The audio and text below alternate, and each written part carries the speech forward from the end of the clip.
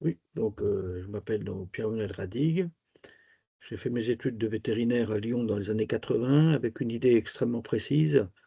Comment interagir avec des agriculteurs éleveurs, alors exclusivement d'herbivores puisque j'avais décidé de ne jamais toucher un chat ou un chien, mais de ne m'occuper que d'herbivores. Comment interagir avec les agriculteurs de manière à ne pas arriver à la case du soin ou de la chirurgie. Donc, et cette idée ne m'a jamais quitté depuis. Donc sorti de l'école véto de Lyon, ben, comme je vous disais tout à l'heure, je suis venu au CEZ de Rambouillet pour passer ma licence de chef de centre polyespèces, de manière à pouvoir, ben, faire ce que je faisais déjà, du transfert d'embryons et puis, comment dire? De l'insémination artificielle. Après j'ai fait un tour, de France élargie avec la Belgique et la Suisse pour aller travailler dans différents systèmes, agricoles, ne sachant pas trop où j'allais me poser, au bord de la mer, en montagne, en piémont, en zone herbagère, en zone intensive et considérant que mes enseignements en matière d'agronomie et de nutrition animale n'était pas suffisante. Je suis allé me former donc en Allemagne, en Autriche, en Suisse, au Canada et aux États-Unis. Et puis Canada et États-Unis principalement pour, aborder la question des grands troupeaux, puisque c'est quelque chose qui était en train de se développer en France. Et puis dans les années 90, je suis arrivé, en Lorraine, donc à la frontière, allemande et belge. Alors pourquoi je suis venu là? Parce que c'est là que j'ai trouvé les plus grosses fermes de France à l'époque et qui étaient prêtes à travailler non pas dans un régime d'urgence et de soins, mais dans un régime de comment faire de la prévention et de l'anticipation. Bon, moi, issu d'une famille agricole, j'ai toujours eu quand même, comment dire? La conviction que quand, le jardin des vaches, des chèvres et des moutons est bien construit, bah, derrière, il y a de la productivité, de la longévité, de la santé et quelque part une très bonne longévité des animaux et puis qu'inversement, si, la partie, culture fourragère n'est pas très bien faite, c'est là qu'on a le plus de distorsions dans les animaux. Puis après, ayant une partie de ma famille en Alsace, donc qui était dans des systèmes intensifs maïs-soja, vous voyez bien que la destruction de la santé des animaux était considérable et inversement, l'autre partie de ma famille qui était sur la Franche-Comté, dans des systèmes herbagers, comtés, avec, beaucoup de foin, de regain et pas forcément beaucoup de concentré, bah, finalement produisait pratiquement autant de litres de lait, mais avec une longévité, une santé qui n'était pas du tout la même. Donc très tôt dans ma vie, j'ai quand même conscience qu'il fallait privilégier le système herbager, alors essentiellement sous un regard, on va dire, santé longévité des animaux. C'est que plus tard, en faisant mes formations en agronomie en Suisse, en Autriche, en Allemagne, que j'ai intégré dans mon raisonnement la nécessité, dans une ferme d'assurer le cycle de l'eau, le cycle du carbone, de l'azote, des minéraux et que ça se fait de façon beaucoup plus harmonieuse dans un système herbager, bien conduit, hein, j'entends, parce qu'un système herbager mal conduit, c'est assez catastrophique, mais dans un système herbager très bien construit, plus de chances, de réaliser ces cycles et d'avoir une robustesse, de la ferme aux aléas climatiques par rapport à des systèmes culturaux de plein champ et a fortiori avec un travail du sol important. Voilà, donc fort de toutes ces expériences pendant des années, donc j'ai essayé de monter une méthodologie de travail avec les agriculteurs. Alors, sachant que j'avais dans mes clients, pendant les 22 ans où j'étais vétérinaire de clientèle, en fait 2 morphologies de clients. J'avais des clients qui étaient dans des systèmes herbagés. Alors pas forcément bien construit sur le plan agronomique, alors sur lequel il fallait faire une consolidation, on va dire de la partie agronomique, fourragère, en particulier travailler la partie, enfin sortir du pâturage continu, puis rentrer dans des pâturages un peu plus dynamiques, un peu plus techniques, on va dire travailler à la journée ou à la demi-journée et en faisant ça, en fait, bon, on améliorait les performances des troupeaux, améliorait la performance agronomique de la ferme, avec des systèmes très, très résilients sur le plan climatique et très performants. Mais on n'avait pas fondamentalement de problème de santé dans ces troupeaux. On avait plus un problème de baisse de performance zootechnique du fait de la mauvaise gestion, on va dire, de l'herbe. Et puis, alors ça, c'était principalement mes clients qui étaient sur le massif vosgien, la Belgique, Sud-Belgique et puis Suisse.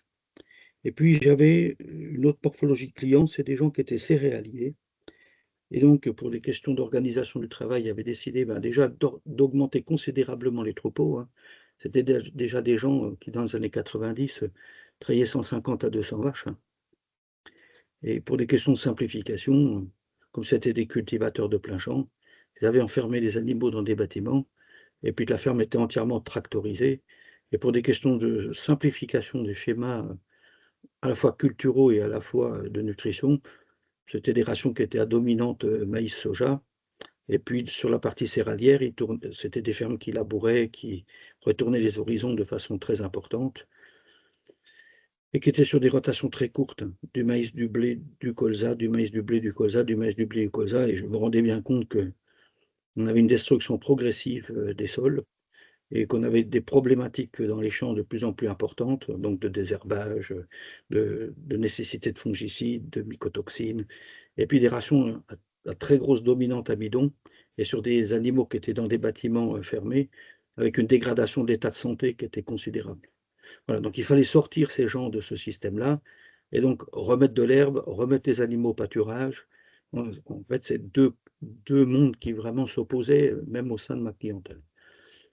Et fort de ce travail, je suis allé travailler pendant plusieurs années aussi en Angleterre, en Irlande, donc pour aussi consolider mes connaissances sur, l'agronomie des sols et des systèmes herbagers, puis faire de la formation des vétérinaires essentiellement, sur cette nouvelle approche dans les troupeaux, de passer d'un système strictement curatif à un système anticipatif et d'intégrer l'agronomie, on va dire, dans leur réflexion santé, hein, j'entends, et puis repos.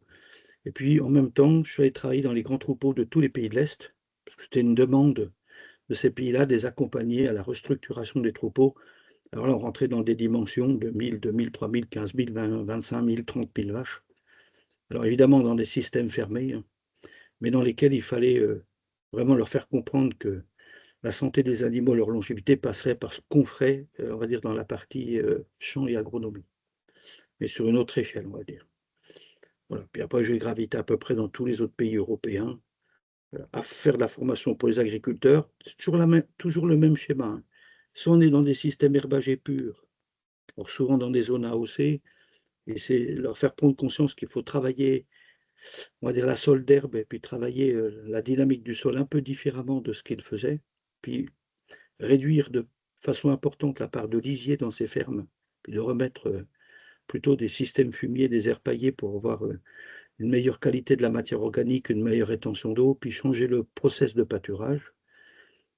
Et puis inversement, dans les fermes qui étaient dans des fermes tractorisées, à dominante maïs et céréales, leur faire comprendre de baisser la part d'amidon, puis de réintégrer de l'herbe dans leur rotation, puis de réintégrer de l'herbe et des métayes dans les rations des animaux. Alors avec toujours la même idée, hein, c'est que quand on est dans une ferme, c'est d'avoir d'un côté la vision de ce qu'on doit faire sur les animaux sur le plan production, reproduction, santé, longévité et rentabilité, puis d'être une ferme sur laquelle, il y a de l'agrofourniture. On essaie de baisser la quantité d'agrofourniture et puis aussi de faire le travail aux animaux pour baisser de façon importante, on va dire, la tractorisation et la dépense énergétique fossile. Puis après on abordera la question de pourquoi c'est intéressant d'avoir des ruminants dans la ferme. Et puis inversement, dans les fermes dites intensives, c'est d'abandonner, le travail, permanent des sols, revenir sur des schémas de TCS ou d'ACS et surtout d'incorporer, des fourragères et puis des fourragères plutôt de type C3, de l'herbe, des associations graminélumineuses, des associations, de métayes. Ça, c'est plus alors c'est d'un côté pour gérer les sols, puis de l'autre côté, c'est pour avoir une ration beaucoup moins agressive sur les animaux. Voilà, si on peut résumer en gros, mon travail. Alors après, mon autre travail a toujours été depuis 40 ans, c'est de sillonner le monde pour aller voir des gens dans des instituts de recherche, alors qui sont souvent très spécialisés, hein. Ils sont très spécialisés sol, ils sont très spécialisés eau, ils sont très spécialisés nutrition, ils sont très spécialisés ce que vous voulez et puis c'est d'essayer d'aller récupérer dans ces instituts de recherche, bah, qu'est-ce qui est intéressant, à lire? Qu'est-ce qui est intéressant à transposer dans nos élevages, qu'on accompagne au quotidien? Quels sont les outils de mesure et d'investigation ou d'analyse qui sont intéressants de mettre dans la ferme? De manière à ce que moi, dans la ferme, j'ai une vision qui n'est pas compartimentée, hein, j'ai une vision, linéaire, transversale, holistique, ce que vous voulez, mais moi, je dois avoir la vision de tout ce qui se passe dans le couple sol-plante, le couple plante-animal alors si c'est mangé en frais ou si c'est mangé en conservé, et la restitution des matières organiques des animaux au champ. Voilà. Et puis avec une notion, il faut que partout on ait un équilibre, on va dire le plus parfait possible, la meilleure santé possible des sols, des plantes, des animaux, et puis alors surtout assurer vraiment, ça c'est vraiment pour moi extrêmement important, assurer dans ce système, avoir un système qui assure le cycle de l'eau, le cycle du carbone, sans rupture, parce que aujourd'hui la plupart des fermes que l'on visite sont ce que j'appelle avec des cultures sèches, c'est-à-dire qu'on fait des cultures ou transhivernantes, et puis après, ben, ma foi, en été, il n'y a plus rien, ou inversement, on a des cultures semées au printemps, mais qui nécessitent une quantité d'eau qu'on n'a pas en été, qui est très importante. Donc on a un certain illogisme, on va dire, par rapport aux enjeux climatiques actuels. Voilà, alors c'est pour ça que dans les conférences que vous pouvez regarder, c'est vrai que j'utilise énormément cette notion de pH redox conductivité. Alors en fait, des notions très anciennes, hein, de bioélectronique de Vincent, qui s'appelle aujourd'hui pH redox conductivité pour faire bien et scientifique, hein, j'ai envie de dire, mais ce sont des concepts qui sont quand même assez anciens. Et puis tout un ensemble de gammes d'outils qui nous permettent de visualiser exactement ce qui se passe d'étape par étape dans la ferme. Alors, j'ai la prétention de dire que ça permet quand même, quand on prend une ferme lambda aujourd'hui, qui est dans son modèle actuel, et qu'on essaye de sortir de ça pour aller vers un système un petit peu plus performant, tout en étant agroécologique, tout en relançant le cycle de l'eau, le cycle du carbone, le cycle des minéraux. En général, on peut se débarrasser d'un tiers de la surface, ou on peut doubler la quantité d'animaux sur la même surface. Et en règle générale, il faut à peu près 5 à 6 ans, on arrive à doubler le revenu de l'agriculteur. C'est juste pour montrer que nos systèmes tels qu'on les a construits depuis 50-60 ans, je ne dis pas qu'on ne produit pas du lait et de la viande, je dis qu'ils ne sont pas agroécologiques, je dis qu'ils ne sont pas respectueux sur le plan des cycles, des grands cycles qu'on doit avoir. Ce sont des systèmes qui sont très énergivores, en énergie fossile et quelque part en énergie animale. Et en plus, c'est des systèmes qui font du chiffre d'affaires mais qui ne laissent pas d'argent aux agriculteurs. Voilà. Et j'ai prétention de dire que ce qu'on fait laisse un peu plus de revenus aux agriculteurs, simplement parce qu'on améliore la productivité, la longévité, la santé des animaux. Puis c'est vrai qu'en général, on se débarrasse, allez, entre 80 et 85% de la chimie du champ et la chimie, on va dire, animale, au sens de corriger les désordres, hein. Donc tout ce qui est médicaments, tout ça, ça vole en quelques années, quoi. Enfin, il n'y a rien de mystérieux, hein, dès qu'on met tous les systèmes à l'équilibre, c'est normal qu'ils soient plus performants et puis qu'il y ait une meilleure santé, quoi. Si en plus ils sont agroécologiques, bah, c'est encore mieux, on va dire. Voilà en gros ce que nous on fait depuis 40 ans. Alors on a mis avec 2-3 collègues, c'est vrai, un peu de temps pour essayer de rattrouper toutes les notions scientifiques qui courent sur la planète, d'aller rencontrer ces gens un peu partout, d'essayer de faire une mayonnaise qui est utilisable dans une ferme, voilà, puisqu'on n'est pas cloisonné, hein, nous, comme des centres de recherche.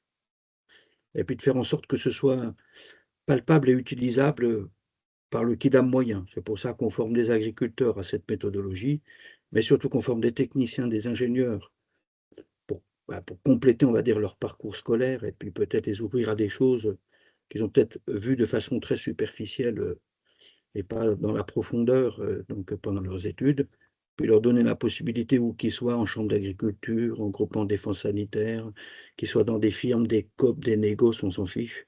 Et quand ils rentrent dans une ferme, qu'ils soient capables, on va dire, de reproduire la méthodologie et nos outils de travail, et puis de les mettre à leur propre sauce, hein, quelque part. Et, et puis l'idée qu'on a aussi, c'est de transformer un peu le vétérinaire, de le sortir du cadre du soin, et puis de l'emmener vraiment sur cette notion. Alors c'est même plus de la prévention pour moi, hein, c'est quasiment de l'anticipation au champ. Puis leur donner toutes ces notions d'agronomie, toutes ces notions d'espèces végétales, d'associations, de parcours culturaux, de chaînes de récolte, d'assemblage, de nutrition, en fait, qu'ils n'ont pas, hein, dans les écoles vétérinaires. Voilà, puis eux, ils récupèrent en bout de chaîne des animaux qui sont souvent en difficulté métabolique et en termes de santé. Voilà, je ne sais pas si c'est bien résumé, mais Si, voilà en gros si. ce qu'on fait.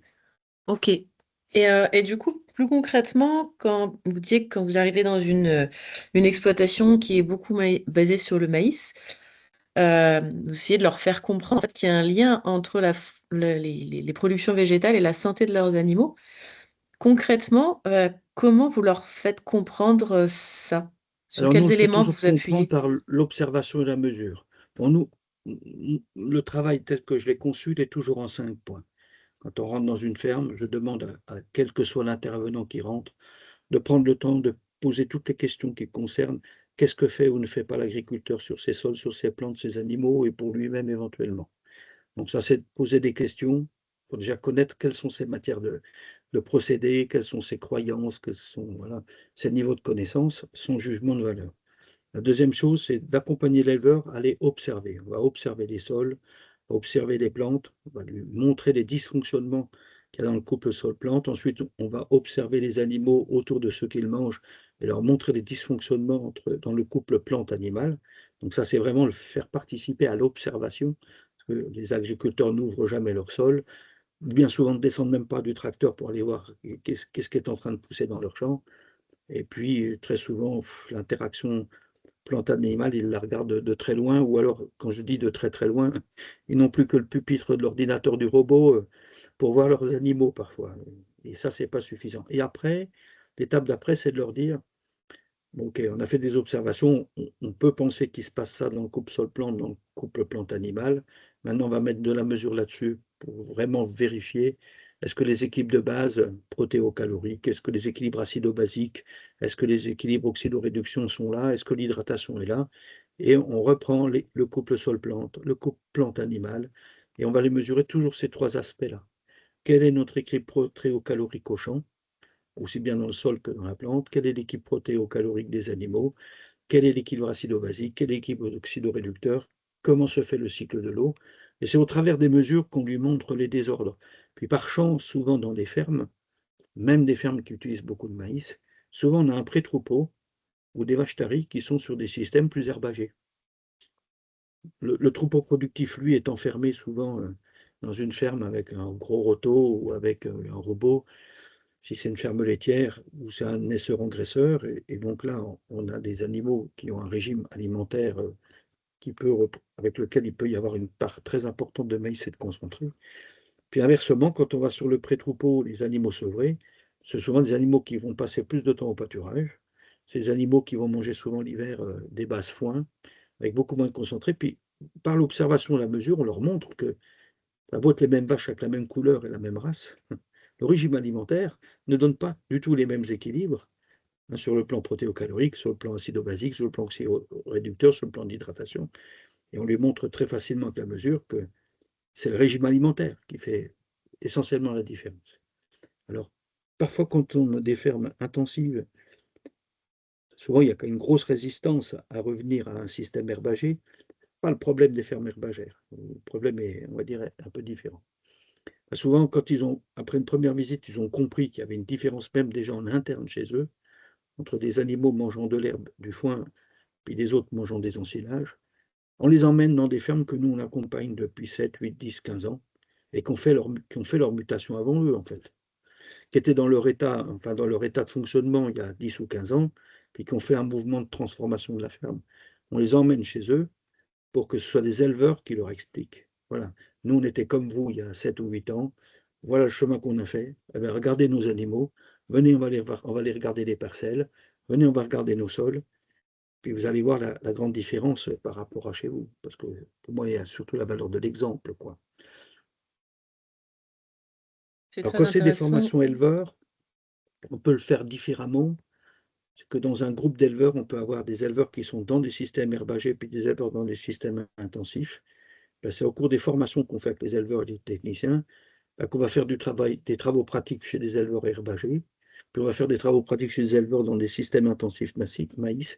Très souvent, ils peuvent avoir les mêmes races de vaches, mais pas du tout dans les mêmes configurations nutritives ou culturelles de la ferme.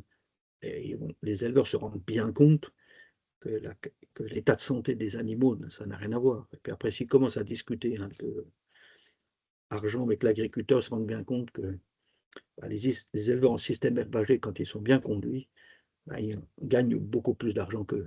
C'est pas qu'ils fassent plus de chiffre d'affaires, il leur reste beaucoup plus de marge, quoi. Et c'est pas qu'une question d'AOC, hein. Est-ce qu'il y a des Voilà, je sais travaux pas. scientifiques qui attestent, enfin qui travaillent justement sur les preuves en fait que vous arrivez déjà à montrer? Alors là, malheureusement, que dire? Que dire? Ben, il y a rien, en fait. Et c'est bien ça le malheur, quelque part. C'est que, en fait, il y a rien. Alors si, ce qu'on trouve beaucoup dans la littérature, nord-américaine et canadienne, c'est tout un ensemble de choses qui ont été mesurées, enfin, qui sont mesurées de façon régulière sur les animaux dans des systèmes maïs-soja. Alors ça, oui, mais ils ne sont jamais comparés à des systèmes herbagés. Et puis j'ai envie de vous dire que vous ne trouverez quasiment rien dans la littérature sur les systèmes herbagés en termes de mesure, autant que ça peut se faire sur des Primostein dans un système maïs, c'est ça que je veux dire. La recherche fondamentale au niveau mondial est très importante sur la Primostein dans des systèmes fermés, maïs, soja, minéraux et compagnie. Ça, vous trouverez de la flopée de littérature là-dessus. En fait, pour expliquer tous les désordres qu'il y a sur les animaux, puis comment on pourrait les corriger avec des additifs X ou Y. Puis en fait, on se rend compte que l'essentiel de la recherche fondamentale, elle est faite pour quoi? C'est de trouver de plus en plus d'additifs à vendre à l'agriculteur pour essayer de corriger un système qui déjà est vérolé à la base. Je ne sais pas si je m'explique bien, hein. Et vous avez trouvé une quantité de publications, mais tout juste incroyable, sur tous les tampons, sur les minéraux organiques chélatés, sur les correcteurs d'acidité, sur les orientateurs de fermentation, la réduction de production de méthane, les facteurs de croissance. Vous trouvez les levures, les parois de levure et puis les acides aminés essentiels. Vous trouverez une flopée de publications, mais en fait qui visent toutes à j'ai un problème, c'est quel est l'additif que je vais vendre à l'agriculteur pour le corriger. Et vous ne trouverez jamais, enfin moi j'en ai jamais vu, hein, encore que je n'ai pas tout lu, hein, des articles scientifiques comparant deux systèmes complètement opposés que sont les systèmes herbagés et les systèmes intensifs. Vous ne trouverez pas ça. Et dans les systèmes herbagés encore, à part sur peut-être la recherche suisse et autrichienne, où il y a quand même pas mal de recherches, mais il n'y aurait jamais une comparaison de ces systèmes-là par rapport à un système intensif.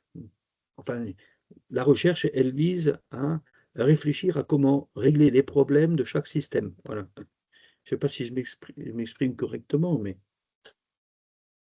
on est quand même, c'est factuel, parce que c'est bien comme ça, hein, c'est que l'essentiel de la recherche aujourd'hui mondiale, elle est souvent axée pour valider un process ou un additif à donner pour régler un problème. Voilà. Parce que derrière, il y a quand même toujours une idée commerciale de vendre quelque chose. Voilà. Parce que la recherche aujourd'hui, ben, elle est financée par l'industrie, il ne faut pas se mentir, hein, donc, et de la recherche réellement indépendante, enfin, moi, je n'ai pas le sentiment qu'on ait vraiment tant que ça. Donc, pour répondre à votre question, ben, de ce qu'on fait nous, il n'y a pas de publication. Voilà. Il n'y a que des résultats, on va dire, visuels sur le terrain pour celui qui veut bien aller voir une ferme qu'on accompagne depuis longtemps. Voilà. Je ne sais pas si c'est résumé, hein, ce que j'ai dit, hein, mais Oui, oui, oui. Et du coup, enfin, quand vous allez former les vétos, mmh. comment vous arrivez à leur expliquer l'articulation qu'ils peuvent avoir avec les agronomes qui sont sur place, type conseiller chambre? Oh, ça c'est encore relativement passé. Ce sont quand même deux mondes qui sont très cloisonnés, qui ne se parlent pas, hein, de manière générale. Mais souvent les vétos qui viennent en formation chez nous, alors on a 2 catégories de vétos. Ça, ce sont des très jeunes et qui ne se projettent pas du tout dans le métier, tel qu'il est fait aujourd'hui. Ça ne correspond pas du tout, à leur vision du monde et ce qu'il faudrait faire. Donc ils se recherchent d'autres choses très jeunes. Bon, ça, c'est pas la grande majorité, mais on en a quelques-uns comme ça. Et puis les autres vétos, ce sont des gens qui arrivent à l'âge de 45-46 ans et qui se rendent bien compte que, bien qu'ils aient 25 ans de métier ou 20 ans de métier, l comment dire? L'état de dégradation de la santé du cheptel qu'ils ont dans leur clientèle n'est quand même pas terrible, que ce qu'ils ont entre leurs mains pour essayer de maîtriser, la santé de ces troupeaux, ça ne leur convient pas du tout. Voilà. Que la relation qu'ils ont avec les agriculteurs qui sont dans des fermes grossissantes devient de plus en plus tendue et qui n'ont pas de réponse pour ces agriculteurs. sauf se faire sortir de la ferme. Donc, et puis qui viennent chercher une autre façon d'interagir avec les agriculteurs. Voilà, en clair. Et quand ils arrivent chez nous, ben, ils se rendent bien compte sur une semaine de formation que la part de l'alimentation puis la part de l'agronomie est, elle est extrêmement importante. Ils prennent enfin conscience, pour la première fois de leur vie, de l'importance de la partie, de toute la partie occulte qu'ils ne voient pas, hein, toute la partie jardin, j'ai envie de dire. Ils prennent réellement conscience que cette partie-là, elle est décisive dans la bonne santé ou la mauvaise santé du troupeau derrière. Alors, comment ça se passe? Très souvent, ils se mettent dans une position de médecin, dans le sens, et ça leur donne des outils de diagnostic et des outils de diagnostic qui leur permettent de dire avec certitude à l'agriculteur: «Le problème que tu as dans ton troupeau, ton problème, il est d'ordre nutritionnel et agronomique». Et tu as beau avoir des nutritionnistes, tu as beau avoir des gens qui t'encadrent, je te dis que le problème, il est bien agronomique, il est bien nutritionnel et qu'il n'est pas maîtrisé. Ils savent dire aux agriculteurs: «Nous n'avons pas la compétence de gérer ton problème agronomique, mais nous avons la compétence de diagnostiquer que ce que l'on a sur ton troupeau est bien d'origine agronomique et nutritionnelle». Voilà. Alors après, ce que je leur demande toujours, c'est ça, c'est d'essayer de sortir, de se décloisonner un peu, d'aller un peu à la pêche autour d'eux, coopératives, négoces, chambres d'agriculture, autres structures, et puis de commencer à voir, qui serait d'accord de travailler en binôme avec eux, en les prévenant quand même que c'est souvent un parcours du combattant. C'est pas toujours facile. Alors, où il y a une compétence, mais les gens ne veulent pas la partager, ou il y a pas de compétence du tout, ce qui est encore pire. Voilà. Où il y a des croyances, bien ancrées dans la tête des gens, qui disent, quand un véto commence à leur dire: «Ben voilà, j'ai mesuré ci, j'ai mesuré ça». Ben non, je vous apporte bien la preuve par la mesure que votre ration, ça ne va pas sur tel et tel point. Ben, le nutritionniste qui ne mesure jamais rien, quand je dis bien il ne mesure jamais rien, il va se mettre en opposition en disant que sa ration est parfaite. Non, la mesure montre que non et les animaux nous disent que non. Voilà, donc c'est pas le côté le plus simple, hein.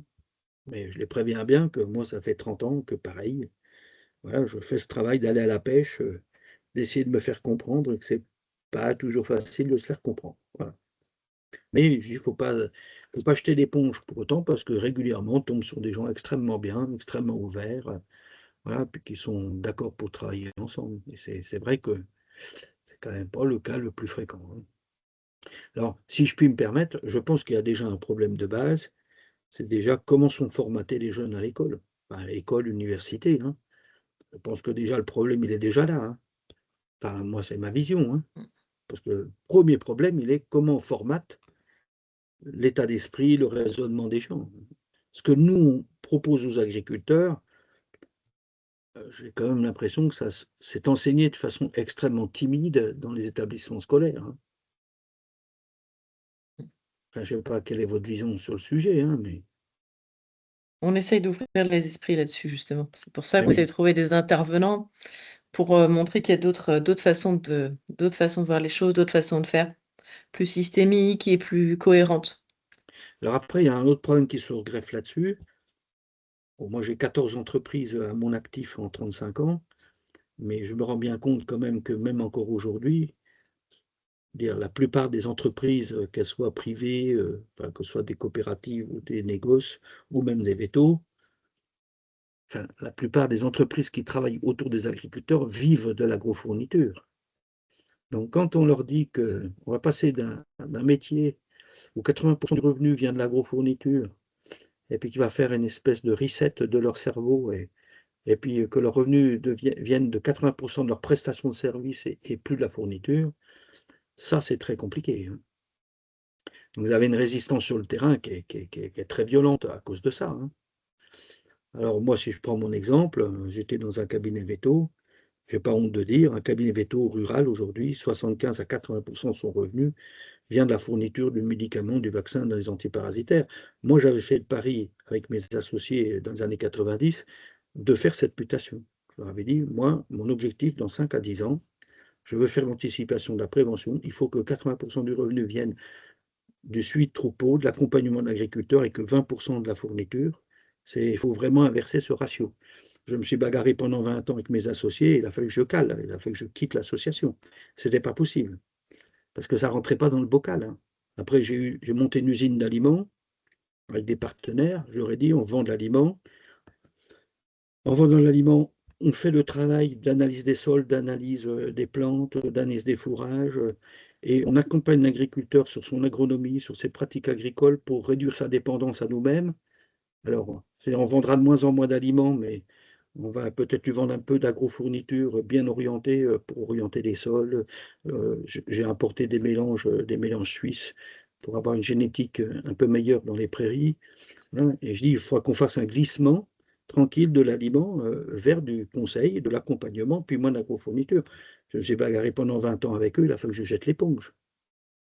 J'ai monté avec d'autres associés des laboratoires d'analyse pour analyser les oligos, les vitamines, la montée des structures pour fabriquer des complémentaires d'oligos et de vitamines. J'ai tenu le même discours. Je dis, OK, on va analyser la situation, on va corriger les carences, on va corriger les déficiences pour mettre en santé le troupeau. Mais notre travail, c'est de la prestation de service, de l'accompagnement pour réduire la dépendance à nous-mêmes des agriculteurs. Je me suis bagarré pendant 20 ans avec mes associés, j'ai lâché le morceau.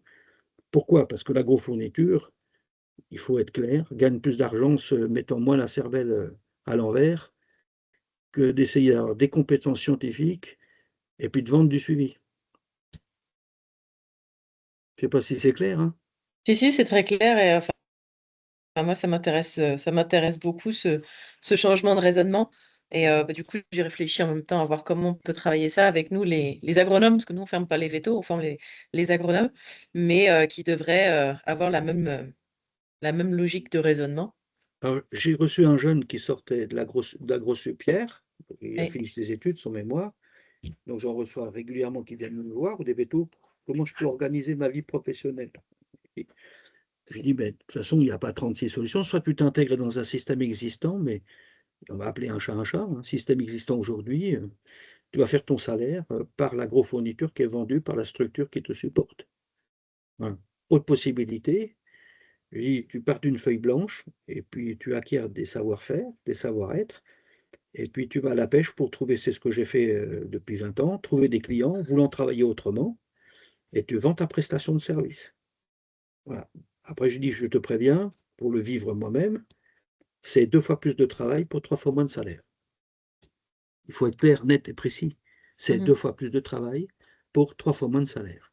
Voilà, donc après, il faut savoir quelle trace on veut laisser de notre empreinte sur cette terre. Ça, c'est un autre problème. Mais faut être clair avec les jeunes. Un jeune ingénieur agro qui rentre dans une structure qui fait de l'agrofourniture. J'en ai employé assez dans ma vie, hein, dans mes différentes structures. Ces gars-là, ces nanas-là, au bout de 3, 4, 5, 6 ans on va dire, on va dire, de salariat chez moi, c'est des gens que je payais entre 4 et 7 000 euros par mois. On est d'accord? Ces gens-là, vous les mettez sur le terrain avant à faire le travail que je fais, ben, s'ils ont gagné 2 500, 3 000, c'est le bout du monde. Puis ils auront travaillé 2 fois plus. Puis ils ne seront pas de chez eux de la semaine. Donc, faire ce que je fais, c'est un mode de vie aussi, hein. Vous comprenez? Alors, on Mhm. peut avoir des jeunes qui sont motivés par ça. Le moteur n'est pas l'argent, hein, le moteur, c'est autre chose. Voilà, mais après, il faut quand même être clair avec eux que on est dans une période de transition. Je ne dis pas que ça sera peut-être plus facile dans quelques années, je l'espère pour eux. Mais là, on est dans une phase de transition où ça va être un petit peu compliqué quand même, hein. Alors, je baisse pas les bras pour autant, hein, Mhm. mais bon, ça, c'est des choses qui sont quand même factuelles quand un jeune ingénieur cherche du travail. Voilà, ou alors il va aller en chambre d'agriculture pour les côtoyer tous les jours. Alors eux, ils vont faire que du conseil, ils vont pas vendre d'agrofourniture. Mais moi, tous les ingénieurs que je connais en chambre d'agriculture, leur salaire, c'est 2 500 à 2 200 euros par mois. Là, ils ne sont pas payés à la hauteur de leur diplôme. On va appeler un chat, on est d'accord. Donc s'ils sont là, c'est que la motivation n'est pas l'argent, c'est que souvent, ils veulent vraiment faire autre chose de leur vie, ils veulent du temps libre, ils veulent faire plein de choses qui n'est pas forcément du travail. Voilà. Vous comprenez ce que je veux dire? C'est pas un Mhm. jugement de valeur. Et Oui, ils ont le oui. droit d'être comme ça. La question ne se pose pas. Mais c'est vrai que le changement qui s'impose dans nos pratiques agricoles par rapport au devenir de cette planète va nécessiter de la part de la jeunesse qui va arriver un certain engagement quand même, hein. Et est-ce qu'on pourrait imaginer une collaboration vraiment entre vétérinaires et conseillers chambre, conseillers COP? Alors moi, ça fait 35 ans que je le fais. Alors, tant qu'on est dans, je veux dire, dans le schéma de leur apporter de l'information, de leur apporter de la formation, de leur apporter des outils, de leur apporter de la méthodologie. En général, quand on est dans ce sens-là, ça se passe bien. Quand je parle de faire de la collaboration au quotidien dans une ferme, on ne parle pas du tout de la même chose. Parce que là, le problème, c'est que les chambres d'agriculture aujourd'hui, je pense que vous ne l'ignorez pas, ils ont de moins en moins de crédits de fonctionnement, donc on leur demande d'aller vendre la prestation de service. Donc forcément, quand on se retrouve sur une ferme, on est là en concurrence directe, on va dire financière, sur la prestation d'accompagnement. Vous comprenez ce que je veux dire ou pas? Mmh. Donc si demain, quand je dis à des chambres d'agriculture qu'on forme des vétos pour commencer à aller s'occuper de la partie de la chaîne de production alimentaire, enfin de la chaîne de production nutritive et puis de la gestion de l'alimentation des animaux, je veux garantir que ça couine, hein. Même si Oui. ça couine dans le sens où ils ne veulent pas qu'on aille foutre notre nez, Mmh. que le vétérinaire aille foutre son nez, si tu veux, dans ce qu'ils disent ou ce qu'ils font. Donc pour moi, c'est compliqué, hein, ça reste quand même très compartimenté, hein. Mmh. Je ne dis pas qu'on ne va pas arriver à décloisonner, hein, on va y arriver à force. Mais au jour d'aujourd'hui, c'est pas, ouais, c'est pas simple. Ouais, Mmh. vraiment pas simple. Je trouve que ce qui serait beaucoup plus simple, c'est ce que j'ai fait moi-même dans mes entreprises, où d'un côté, j'ai embauché des vétos pour l'aspect, on va dire, santé, maîtrise de la santé du troupeau. Puis de Mmh. l'autre côté, j'ai embauché des ingénieurs agro à qui je demandais d'aller s'occuper, on va dire, de la partie de la chaîne de production végétale. Et le veto et l'ingénieur étaient salariés de ma structure. Et on Mmh. rendait un suivi à l'agriculteur qui payait à l'année. Il Mmh. avait 2 intervenants, puis 2 intervenants qui se parlaient, mais Mmh. c'était 2 salariés de ma structure, vous comprenez?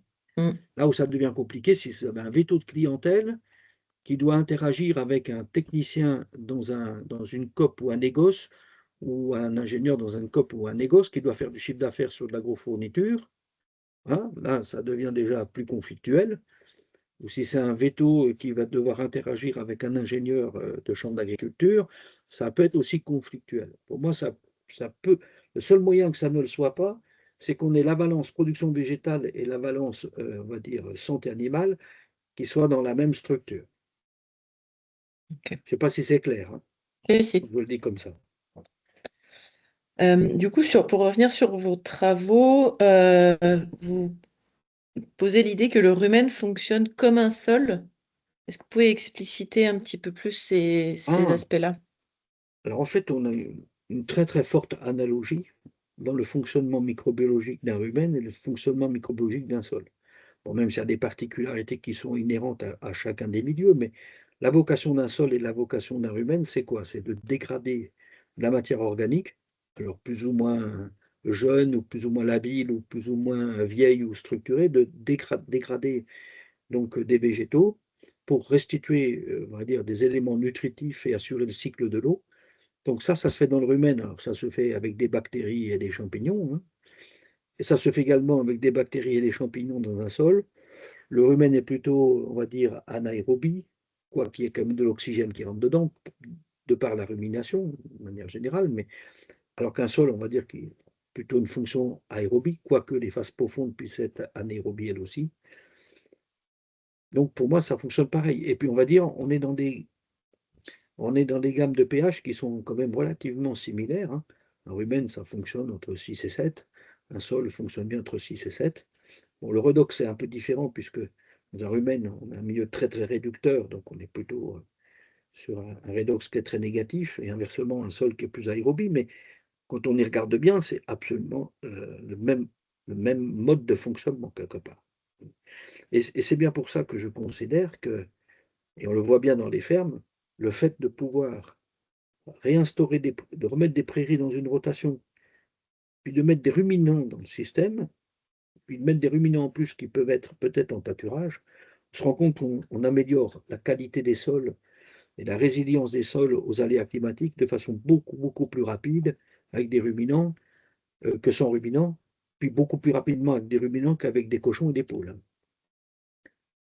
Parce qu'il y a vraiment cette analogie de fonctionnement. Ça, c'est une certitude. Voilà. Sur plein de points d'ailleurs, hein, plein de points. Un rumen fonctionne chaleur, aération, humidité. Un sol fonctionne chaleur, aération, humidité. Un sol est stratifié, un rumen est stratifié. Et puis de toute façon, on voit bien qu'il n'y a rien de mieux qu'une bouse de vache pour remettre à l'équilibre un sol. Et c'est pour ça qu'on insiste quand même toujours chez les agriculteurs qu'on accompagne sur la nécessité de ressortir les animaux du bâtiment. Leur place est dans les prairies et leur place est de faire le travail. C'est à elles d'aller chercher la matière organique et de la digérer. C'est à elles de restituer cette matière organique fraîche. Donc au sol, c'est pas au tracteur de faire le va-et-vient. Mmh mh. Je ne sais pas si c'est bien expliqué. Mais... Si, Alors si. après, il y a un travail qui a été fait 3 ou 4 ans. Je pourrais vous envoyer la publication. Ça a été fait sur le Puy-de-Dôme, où se sont associés des chercheurs de l'INRA, de Thais, et puis des chercheurs du CHU de Clermont, où ils ont regardé les parentés microbiologiques du microbiote du sol et des plantes par rapport au microbiote digestif et cutané des humains. Et ils ont démontré qu'on était à pratiquement 90% d'homologie. Voilà. Et bon, ça, à mon sens, ça n'a jamais été fait chez les ruminants, mais je pense qu'il y a une très forte homologie entre les microbiotes sol-plante et le microbiote animal. De toute façon, il n'y a pas de raison que ce soit différent, même s'il y a quelques populations qui sont probablement différentes, voilà, parce que leur couple pH redox et leurs conditions de température, d'humidité ne sont pas tout à fait les mêmes, mais je pense qu'il y a une très très forte homologie, hein. Et on voit bien, encore une fois, des systèmes les plus résilients, ça reste quand même les fermes suisses, les fermes autrichiennes, les fermes sud-Allemagne où les animaux passent le plus clair de leur temps en prairie, à condition que les prairies soient gérées correctement, c'est tout. C'est pas... Est-ce que vous avez fait des observations sur, l'activité physique faite par les vaches quand elles sont dehors? C'est-à-dire, Est-ce que, on peut dire que vu qu'elles sont dehors et qu'elles marchent, elles sont en meilleure santé que si elles sont en bâtiment? alors en fait, quand on les met à l'extérieur, quand le pâturage est mal géré, ce qu'est la majeure partie de nos agriculteurs, c'est-à-dire que les temps de séjour sont très longs, les animaux, on a des petits groupes dans des grandes parcelles, en fait les animaux marchent énormément. Et en marchant énormément, bah, déjà ils font énormément de refus dans les parcelles, il y a énormément de compaction qui va se passer, il y a beaucoup d'épuisement de certaines espèces, puis a fortiori d'autres espèces qui font des refus, donc c'est assez désastreux. Et puis ça demande une dépense énergétique à un animal qui est considérable, de marcher, de marcher, de marcher. Inversement, qu'est-ce qu'on fait? Et bon, ça, c'est peut-être ma culture suisse et autrichienne. Comme les fermes sont de très petite taille, avec des densités animales très très très fortes, si je prends le cas du Jura français, qui est limitrophe de la Suisse, à des fermes qui sont chargées à 1,2, 1,3 UGB hectare, vous franchissez la frontière, vous êtes à 3 UGB hectare. Vous prenez les fermes lorraines, elles sont à 1,2, 1,3 UGB. Vous faites quelques kilomètres, vous arrivez en Belgique, les fermes sont chargées à 3 UGB hectare. Donc ce sont des fermes, de par le prix du foncier et la pression foncière, donc ont énormément d'animaux sur des très petites surfaces. Donc ils ont une contrainte obligatoire, c'est de travailler avec du pâturage dynamique à la journée ou à la demi-journée. Alors là, ça devient complètement différent, parce que dans ces fermes suisses et belges, en fait, on fait des petites parcelles sur lesquelles on met un chargement instantané qui est extrêmement violent, sur une très petite plage de temps, en fait. On charge à quasiment 100 UGB ou 150 UGB pour un hectare pour une journée. Et en fait, les animaux marchent très peu, parce que comme on leur met un carré, on met 100 vaches sur un hectare, en fait, elles vont manger essentiellement, et donc elles vont très peu se déplacer. Donc elles ont finalement peu d'activité physique, puisqu'elles se déplacent moins dans un système comme ça que dans un système, on va dire, de pâturage continu. Et a fortiori, en faisant comme ça, on les fait marcher moins, mais par contre, on produit 2 fois plus d'herbe ou 3 fois plus d'herbe à l'hectare, et on produit 2 fois plus de lait à l'hectare. Et on peut mettre quasiment 2 fois plus de vaches à l'hectare. Mais la contrainte, c'est des chemins, des points d'eau et puis des clôtures. Voilà. Donc je ne sais pas si ça répond à votre question. Oui, dans un système tel qu'il est conduit aujourd'hui, les animaux marchent beaucoup avec une efficience qui est faible. Inversement, une fois qu'on a installer un pâturage dynamique, les animaux marchent peu, alors marchent plus que s'ils étaient enfermés en bâtiment. Parce qu'il y a quand même peut-être les 500 mètres ou le kilomètre de transfert pour aller du bâtiment jusqu'au paddock qui sera mangé dans la journée, si vous voulez. Mais dans la partie prairie, en fait, ils bougent très peu. OK. Voilà. Et c'est bien comme ça qu'on fait si on veut augmenter la productivité à l'hectare. Et puis d'ailleurs, ça on le voit par contre dans nos mesures, c'est que si on prend une ferme qui était dans des pâturages continus sur des séquences de 8 jours, 15 jours, 3 semaines, puis on va recouper toutes les parcelles. Les parcelles qui servaient 8 jours, on les recoupe en 4 ou en 5. Les parcelles qui servaient 15 jours, on les recoupe en 7. Les parcelles qui servaient un mois, on les recoupe en 30. En fait, quand on suit ces parcelles, et puis on fait tourner les animaux à la journée, en fait, on se rend compte qu'au fur et à mesure du temps, 2-3 ans, on décompacte les sols. Par le changement de pratique, en fait. Une décompaction des sols, et puis une amélioration de la vie biologique des sols qui est bien meilleure, alors qu'on n'a pas utilisé aucun engin mécanique. On a juste mis une charge instantanée sur un très petit espace de temps, alors qu'avant, ils avaient peu de charge animale, mais sur un temps très long. Voilà. Puis moi, je suis très inspiré parce que bon, je suis allé beaucoup donc en Australie, Nouvelle-Zélande, dans ces pays-là, et ils sont encore plus agressifs que nous. Aujourd'hui, ils ont des systèmes de pâturage, dans des systèmes semi-désertiques où ils sont capables de vous mettre 200 ou 300 UGB à l'hectare, mais ils vous les mettent 2-3 heures. Donc, ils ont des systèmes de clôturage hyper rapides pour déplacer toutes les 3-4 heures des masses animales qui sont considérables. Et en fait, ils démontrent, c'est comme ça qu'ils luttent contre la désertification, qu'ils remettent en place de l'herbe là, il n'y en a plus, qu'ils remettent en place des arbres où il n'y en avait plus, et que le cycle de l'eau repart, quoi, en fait. Donc ça, il y a assez de savoir-faire un peu partout dans le monde. Il faut juste aller le chercher, le glaner, puis voir comment on peut le retranscrire chez nous dans nos systèmes de ferme. Mais après, on se heurte à la volonté de l'agriculteur, ou alors on se heurte aux vendeurs d'agrofournitures qui vont vite se rendre compte que, voilà, je peux prendre l'exemple des éleveurs du Doubs, dans les zones comté qu'on accompagne depuis 10 ans. On leur a fait faire cette mutation, de recouper leurs parcelles en 4, en 8, en 10, en 12, de faire des chemins, de faire des points d'eau. On a gagné 2000 litres de lait par vache en enlevant 6 kilos de concentré quand même. Hein. Mmh. Et puis la résilience de ces parcelles aux aléas climatiques, de ces éleveurs-là qui travaillent avec nous, c'est des groupes, hein, c'est des J2E, ben, les agriculteurs qui sont autour se rendent bien compte que ces gens-là tiennent la verdure beaucoup plus longtemps qu'eux. Mmh. Ils sèchent moins vite et puis ils reprennent la végétation beaucoup plus vite. Voilà, puis ils se rendent bien compte aussi dans les groupes contrôle laitier que ce sont les éleveurs qui sont en tête de tous les contrôles laitiers. Ceux qui nous aiment un peu moins là-bas, c'est les vétos, parce qu'ils se rendent compte que le chiffre d'affaires médicaments, ils font comme neige au soleil. Hein. Donc c'est toujours le même problème qu'il faut toujours avoir en tête.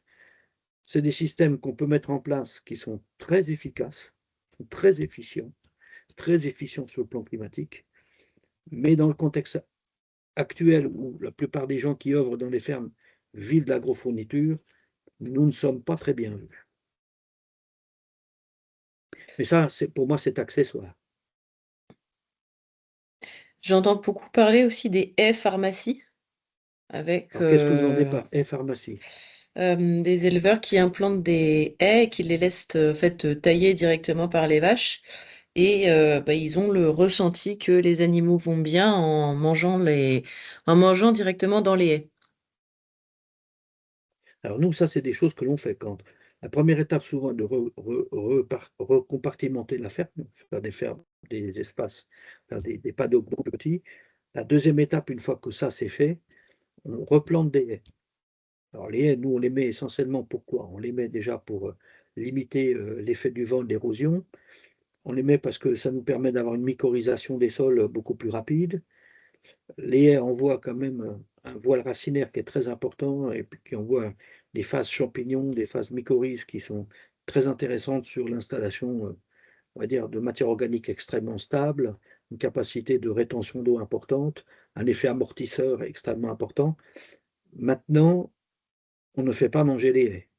Ce qu'on peut être amené à faire quand même, c'est de mettre des arbres à trogne Mais bon, quand vous implantez un arbre à trogne, vous commencerez à l'utiliser peut-être que dans 7 ou 8 ans. Voilà, on met des arbres à trogne.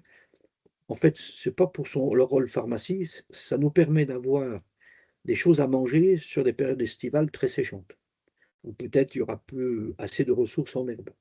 Mais mais mais la bonne qualité, pour faire de la viande et du lait, ça reste de faire manger, des bonnes graminées et puis quelques bonnes légumineuses au sol, hein, c'est pas si, les seuls animaux pour lesquels il y a un véritable intérêt de faire manger plus d'espèces arbustives que des espèces au sol, c'est la chèvre. Parce que la chèvre, elle se parasite, de façon tellement importante au sol qu'on est là par contre, c'est une espèce sur laquelle on va peut-être privilégier, plutôt plutôt tout ce qui est arbuste, plutôt que ce qui est au sol. Mais pour des vaches, non. Les vaches, nous, ce qu'il nous faut, c'est 90 de graminées légumineuses mangées au sol. Voilà, mais dans de bonnes conditions par contre. Alors pharmacie, toujours pareil. Moi, je serais quand même curieux d'aller voir ce qu'il y a dans les parcelles de ces agriculteurs, mais probablement que quand on va aller faire le relevé floristique qu'il y a dans leurs prairies, il est catastrophique, et qu'on a peut-être des espèces végétales inflammatoires et indésirables. Et effectivement, ben, s'ils donnent à manger des feuilles de haies, ben, je veux bien comprendre que ce soit plus agréable pour le système digestif que les saloperies qu'ils ont dans leurs prairies, hein. Moi, les gens qui parlent de ça, j'aimerais quand même aller voir qu'est-ce qu'il y a comme espèce végétale dans leurs prairies.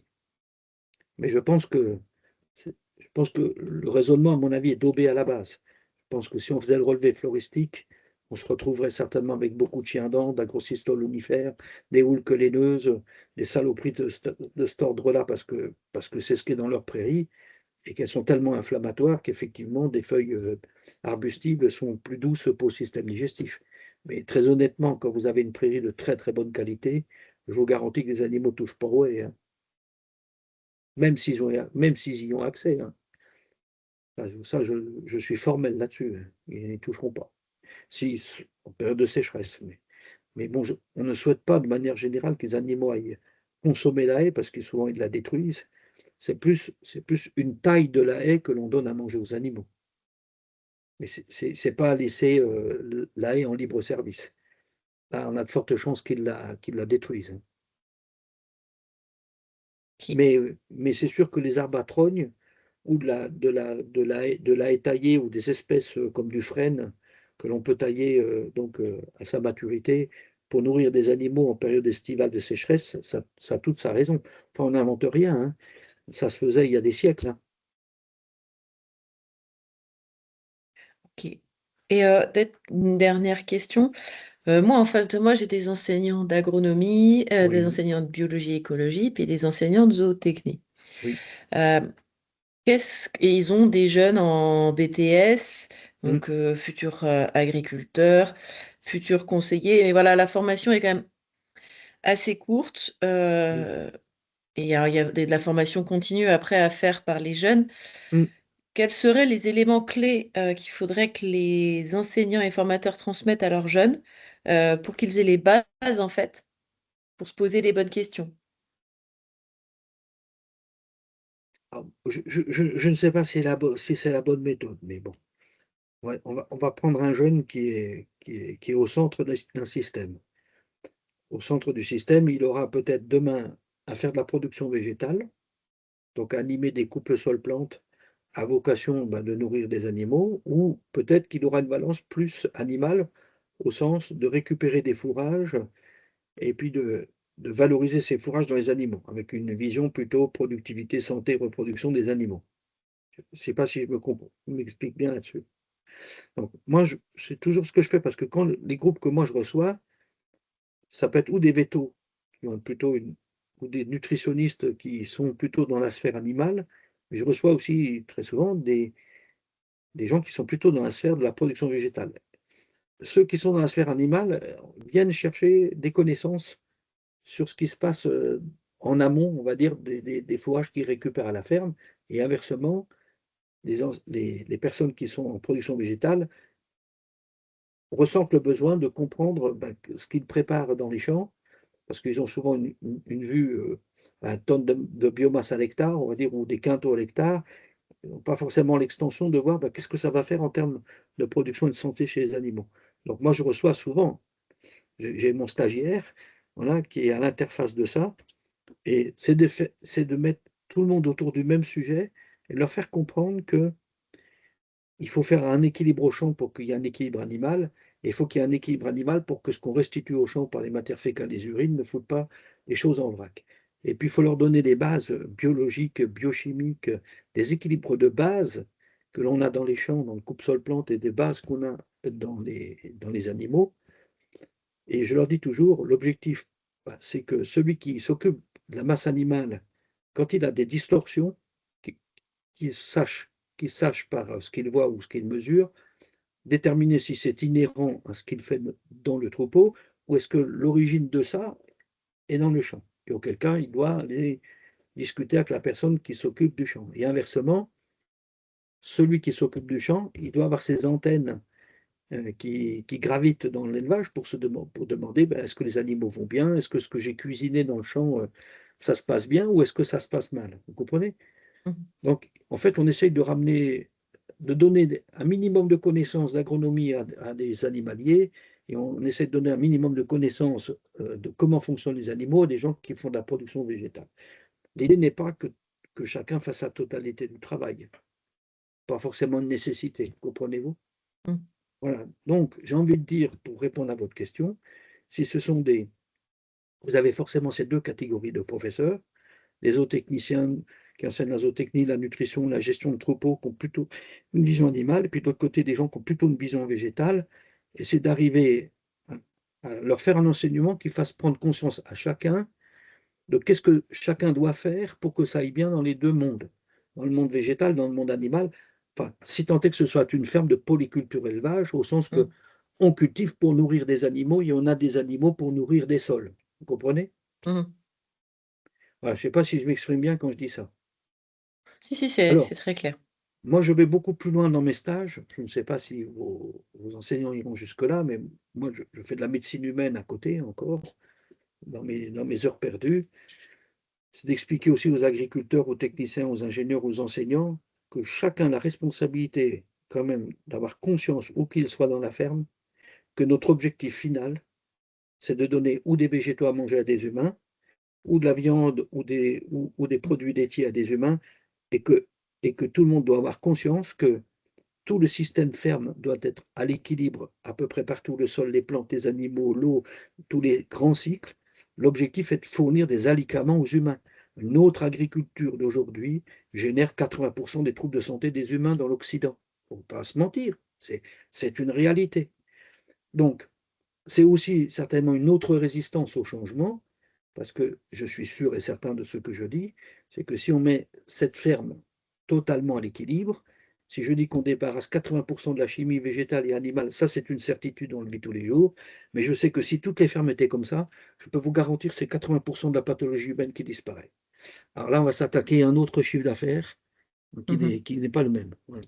Mais peu importe de ces notions financières, nous, on doit tous avoir conscience, qu'on soit enseignant, ou qu'on soit agriculteur, ou qu'on soit vétérinaire, qu'on soit un partenaire de l'agriculteur, on doit tous être conscients que nous avons le rôle de mettre en équilibre la ferme et que chacun connaisse à peu près les grands cycles et où il excelle, mais il doit s'appuyer sur les autres parties du cycle.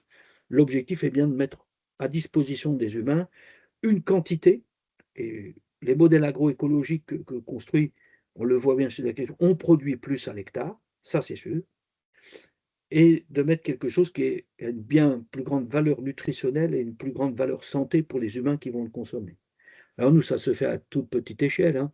Moi, je suis très lucide, hein. On touche un agriculteur sur 3 ou 4 000. Mais l'objectif, c'est de faire une révolution pour que demain, ça représente 90%. Mhm. Voilà. Et je pense que l'enseignement a son rôle à jouer là-dedans. Tout à fait.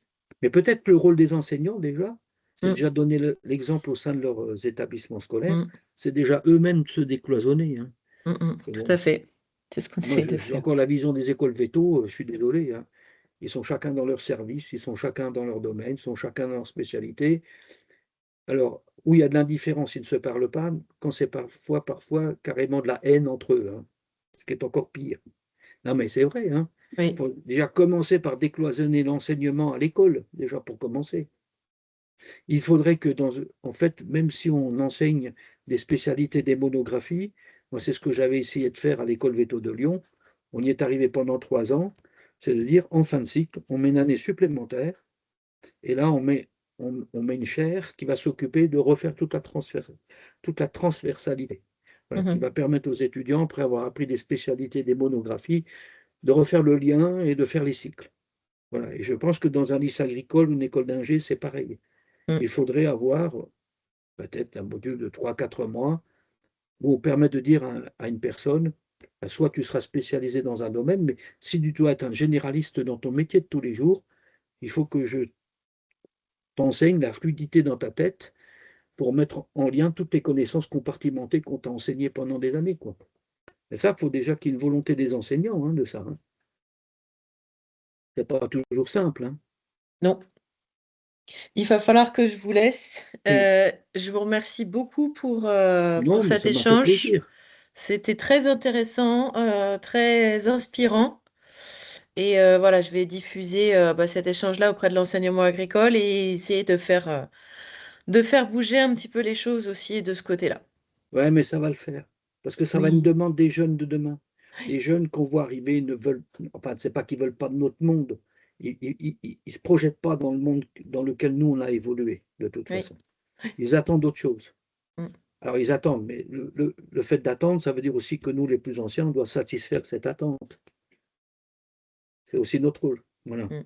Enfin, je le conçois comme ça. Moi, je mets tous mes espoirs dans cette jeunesse. Il faut, il faut. En tout cas, merci beaucoup. Et puis À une peut-être à prochaine. bientôt. Merci Au de votre revoir. appel. Au revoir.